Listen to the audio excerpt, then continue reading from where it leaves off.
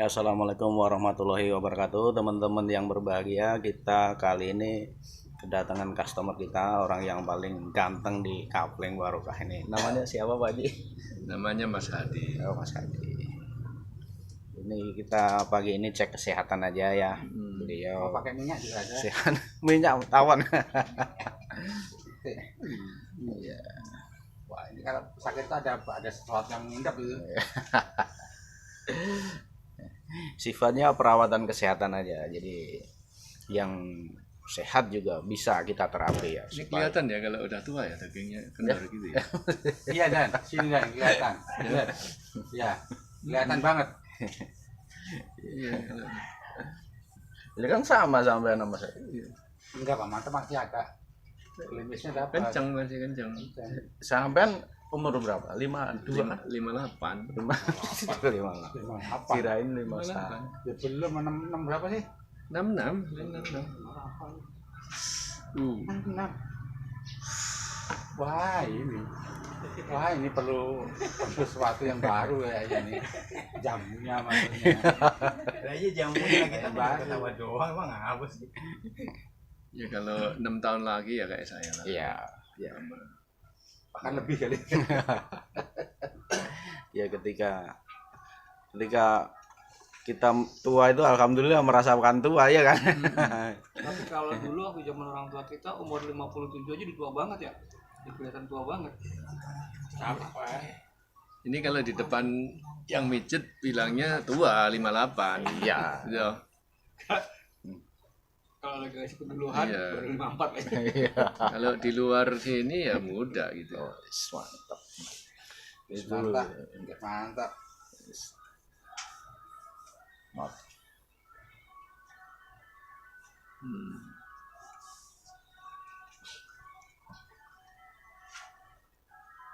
Ini Kapling Barokah, pijit pun berkah. berkah. Ya. Karena hanya berharap pahala ini. Iya, siap. Tadi yang kita sampaikan ke Pak Widodo, nanti kalau masuk surga duluan ya cari saya lah gitu kan. Amin. Badan terapi. Biar ada yang terapi di sana. Kemarin Pak siapa? Pak Beras, Pak Saril juga. Dia udah mencari saya. Nanti kalau ada piknik lagi, Pak Manta satu mobil dengan saya. Satu kamar. Satu kamar. Satu mobil. Ya berharap begitu. Ketika dia masuk surga duluan, dia berharap nyari saya gitu loh. Pak Manta mana? Biar satu kamar sama saya di surga. Gitu ya. Teori ilmiahnya begitu. Keringetan lagi. Ya. Mau bereaksi. Sini untuk Saya itu tadi merenung. Saya itu pengen minta masukan, hidup ini untuk apa kita ini ya? wes ya, oke, silakan. Hidup ini untuk apa pertanyaan? Sebelum dijawab oleh Pak Haji, ditanya dulu ke audiens dulu. Ya, Pak Widodo kira-kira hidup Pak Widodo untuk apa Pak Widodo? untuk apa kita hidup ini ya? Apa hanya rutinitas, makan, kerja, tidur?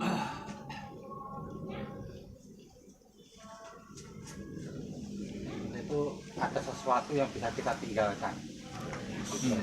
Ada sesuatu yang bisa kita tinggalkan. Apa aja yang baik Ada, lah. hidup itu harus ada sesuatu yang harus kita tinggalkan ya Bang. Iya Kita ya. harus tinggal sesuatu. Harus ada karya berarti ya di dunia. Contoh Pak Widodo akan meninggalkan apa gitu? Ya, tinggal hal yang baik lah. Pastinya. Iya. Ninggalin hal-hal yang baik ya. Itu. Sesuatu kita tinggal hal yang baik. Wah, kita akan motivasi. Pak RT mau meninggalkan apa Pak RT? Semua orang pasti meninggalkan. Iya, pasti ada cerita khusus gitu kan. Yang jelas kalau makhluk hidup kan meninggalkan generasinya. Jadi kalau udah ada generasinya itu sempurna makhluk hidup itu. Ya. Kalau nggak ada generasinya, nggak sempurna. Kurang sempurna bukan. Tapi kan mencari, berusaha. Yang gimana Pak? Pak Keling apa gimana Pak Keling? Hidup ini untuk apa Pak Keling? Hidup adalah pilihan. Kalau Hidup. tanya Ustaz Ali Maksum, Hidup adalah hidup pilihan. adalah untuk beribadah. Oh gitu. Hidup adalah untuk beribadah tadi. Ibadah kan bukan cuma hanya sholat. Kasih TV kali sini ya. Ada punya headphone nggak? Kasih TV deh sana. Tapi banyak. Pak Firman ada TV, Pak Firman ada TV. Setbox yang nggak ada. Bisa pakai yang Kalau Pak Widodo tadi apa? Mau Harus ada yang ditinggalkan. ada yang tinggal kan. Pak RT jadi hidup ini adalah ibadah. karya. Ada. Harus ada karya yang baik-baik. Yang itu buat sholat semua. Karya yang baik-baik itu Mencari tempat bernilai ibadah. yang mana. Gitu ya. Nah ini langsung ke narasumber ini. Oke pemirsa kita akan mendengarkan ya. Dari pagi ini luar biasa sekali. Kan semuanya sempurna. Iya. Apa aja sempurna. Udah mau dari segi apa, tapi kenapa dia cuma ini pilihan? Baik. Tapi ibadah. Mau minta apa aja kan kamu udah doang. Tidur aja cuma begitu doang. Maksudnya buat contoh umatnya gitu loh, jangan sampai. Gimana Pak RT gimana? Iya kalau kayak Nabi Muhammad kan Hmm. pilihan. Mau dikasih apa aja kan dikabulin sama Allah kan. Tapi dia nggak mau. Yang sudah dijamin segalanya Allah, dia nggak mau. Dia malah lebih tekun beribadah. Karena untuk contoh umatnya gitu loh. Orang yang dilindungi sama Allah, yang dijaga sama Allah, semuanya dikabul oleh Allah, dia masih beribadah segitu sempurnanya. Karena kalau duit Pak Harto duitnya kurang apa banyaknya, tapi nggak dibangun kan ini ya. Tapi ya ditinggalkan taman mini, Roh ini Jadi hidup itu harus ada karya dan bermanfaat bagi orang lain ya, walaupun generasi berikutnya lah gitu ya. Pak Bambang nih buat karya di A2 parkiran yang sewaktu-waktu bisa dipakai luar biasa kan. Itu akan terngiang dalam sejarah kapling itu. Disitulah seorang LMK terpilih. Bagaimana seorang Pak Sadito dipermalukan oleh seorang Supriyan gitu kan. Pilihan kalah semak satu gitu kan. Emang di Gimana? situ Di situ dan pelaksanaannya? iya. Kalah semak satu suara kan. Enggak, waktu pemilihan di situ. Di situ iya. Oh ya. Luar biasa itu. Oh saya kemana kok nggak tahu ya? Oh Itu luar biasa itu sih. Sejarah itu yang nggak akan bisa terulang gitu. Cuma dikalahkan oleh satu biting ya. Satu biting. Satu di pas terakhir itu ya suara. artinya karya-karya yang baik itu berarti untuk bekal ke kehidupan berikutnya gitu ya, hidup itu gitu ya. Begitu kali ya. Begitu Pak Mantan. Siap. Ya, jadi meninggalkan kesan yang baik. Itu jangan Bisa digarisbawahi kalau Pak Widodo tadi kan meninggalkan, ya kan? Ya, Tapi harus dilengkapi meninggalkan karya yang baik, yang ya kan? baik. Sesuatu yang baik. Nah, tadi Pak RT untuk ibadah gitu ya. Ibadah. Karya yang baik itu adalah Ibadah. bernilai ibadah. Ini sebenarnya Pak Manta itu juga lagi sedang beribadah, Sedang mencari Heeh. jati ibadah. Artinya banyak cara untuk Banyak cara. berbuat baik ya, yang bernilai ibadah ya. Begitu Pak Manta ya? Betul. Ya kita insya Allah ya nggak kekurangan lah walaupun merasa kurang, tapi sebenarnya kita itu nggak kekurangan ya kan. Makanan ada, duit ada, rumah ada ya kan. Tinggal disyukuri gitu ya. Tinggal disyukuri. Nah, kita pengen juga masuk surga, tapi dengan jalan apa? Iya, iya. Betul Pak Manta. Jadi saya berpikir kadang manusia itu yang dikejar kenikmatan gitu. Iya, Iya.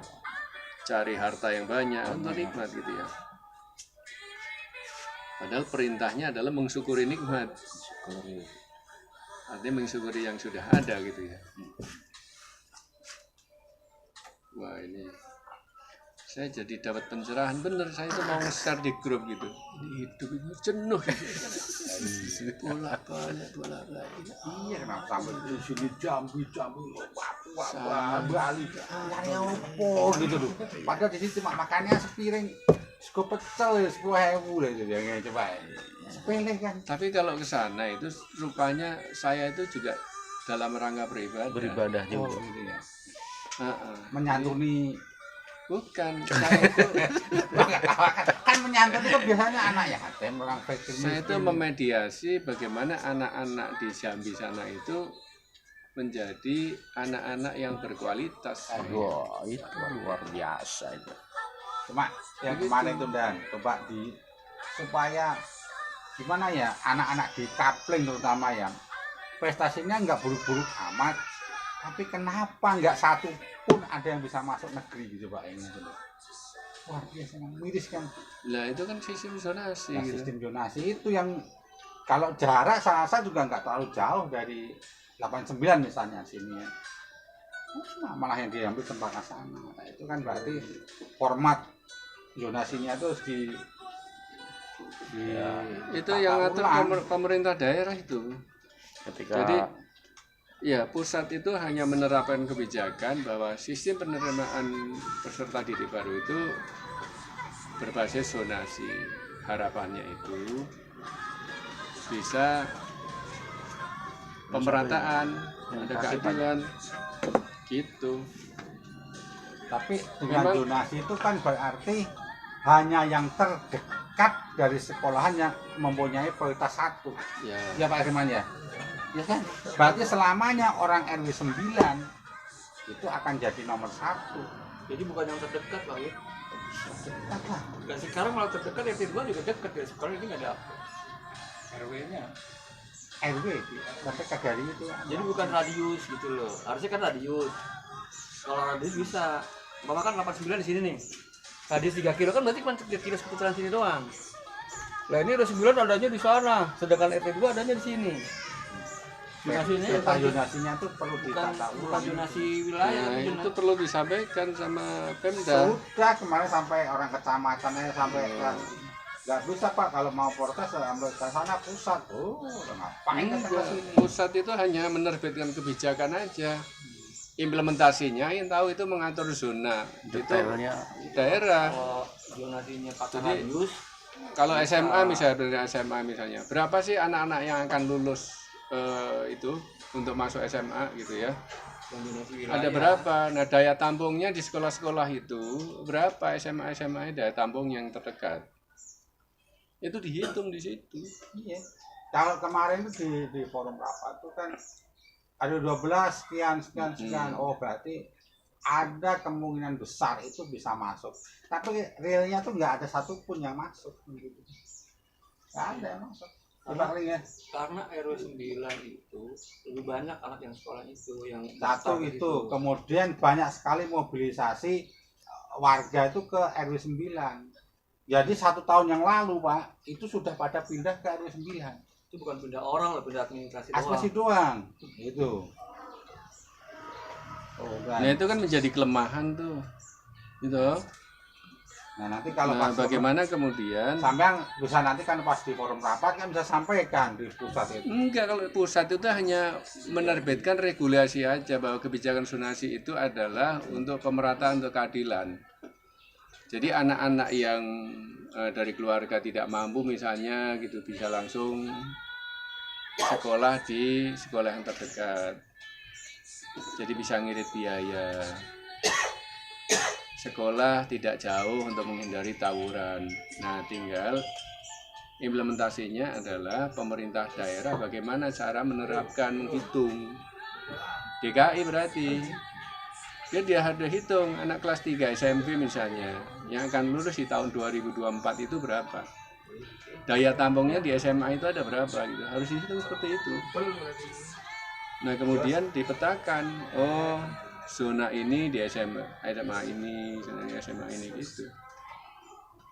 Itu Pak Widodo. sebenarnya kalau ini masalah sekolah ya Pak Widodo ya, bukan masalah apa tadi ya, kalau Jambi tadi ya. Oh, Ya kalau emang nggak bisa negeri ya swasta aja sih gitu. Nah, Simpel. ini emang akhirnya kan ke swasta. Cuma kan kadang maaf. Nah ini ke swasta. Nah bagaimana kemudian ini kan dibahas juga sama yang presiden sekarang ini. Bagaimana ke swasta, perlakuan sekolah swasta dan negeri itu sama. Mungkin nanti kalau pemerintah hadir itu juga swasta itu mungkin ya di situ berpihak pada anak-anak yang masuk di sekolah swasta. Yang dia bayar ya itu mungkin nanti tidak hanya bos kali ya bantuannya, tapi nanti dalam bentuk lain mungkin. Jadi nanti nggak masalah mau sekolah di negeri mau di swasta gitu. Sama. Biasanya sekolah berat di sekolah swasta karena bayar. Masalahnya itu kan.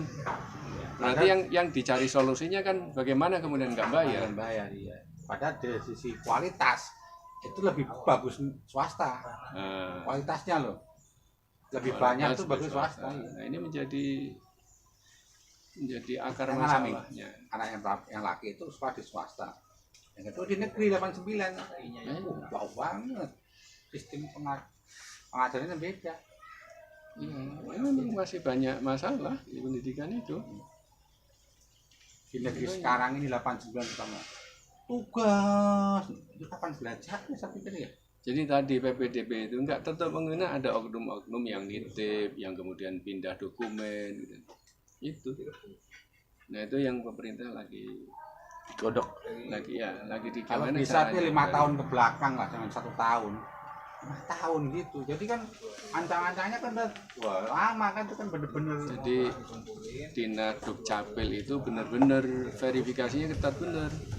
Ketika akan ada pindah-pindah itu mengantisipasi itu harus Diakal-akalin. semua perangkat daerah ya OPD itu bisa berkolaborasi. Yang ada emang begitu, itu tidak hanya di itu, tidak hanya di DKI, di Jambi itu juga. Memang masyarakat 62 emang kreatif.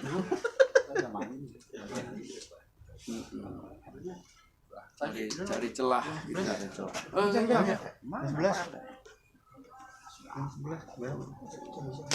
Ini contoh pemimpin yang soleh gitu ya. Pak Suwarno. Iya gitu. Jadi orang-orang yang soleh itu untuk sholat itu dia menunggu.